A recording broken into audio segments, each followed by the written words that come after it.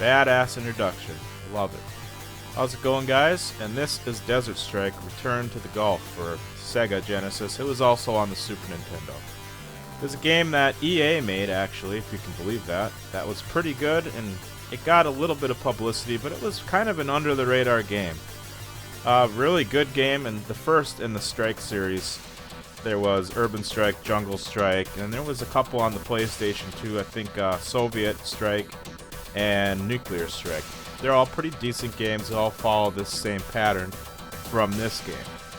Now, the backstory to this game is basically it's the Gulf War. You have a madman dictator similar to Saddam Hussein who invaded a country and is subjecting their civilization to terrorist, type activities and stealing their assets and all that. And they're sending you in to remedy the situation. Kind of a brutal little graphic for a Sega game back in the 90s. So as you go into the main menu after the intro, you have a couple options. You can choose your campaign if you have a passcode from a previous gameplay. You can choose your co-pilot. There isn't a whole lot of difference here, but you can read their backstories. And you can go in and customize your controller layout to how you like it. I usually don't mess with it, and it plays just fine, but it's nice to have the option to customize things. Now, one thing I really enjoyed when I first started playing this back when I was a kid was this isometric open world environment you have here. It wasn't something that existed a whole lot in games back then in the early 90s. This was really a breath of fresh air, and it was cool to be able to kind of go wherever you want in a game instead of having to follow the scripted path and be able to explore a little bit. It was very cool. I mean, obviously in this game you have objectives to do, and if you don't follow them in order, it's going to be tough as shit, but it can be done.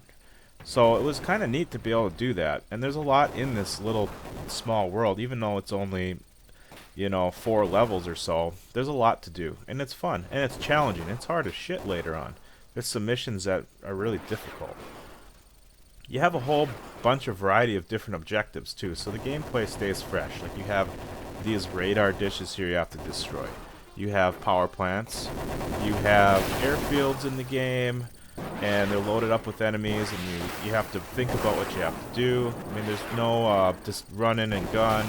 You have rescue missions, and you capture POWs, and all kinds of things. You even have little cutscenes in the game, which was kind of unique back then. There wasn't a whole lot of that.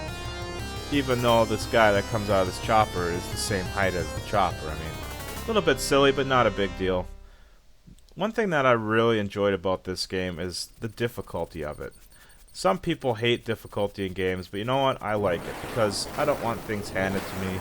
I want to be able to earn things. I want to think about what I'm doing, and really, games get your mind working, They get stuff processing in your head to figure out how you're going to do this, how you're going to kill this guy, whatever. And I really enjoyed that about this game. It didn't hold my hand.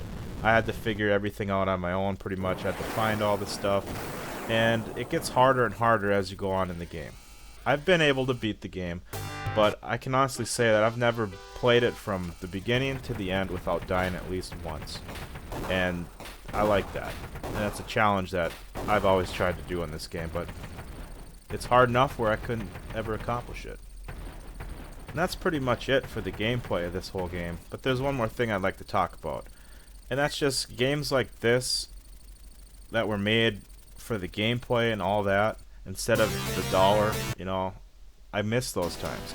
I miss being able to pick up a game knowing that they didn't just push it out because it was hyped up at the time or it was in an in thing.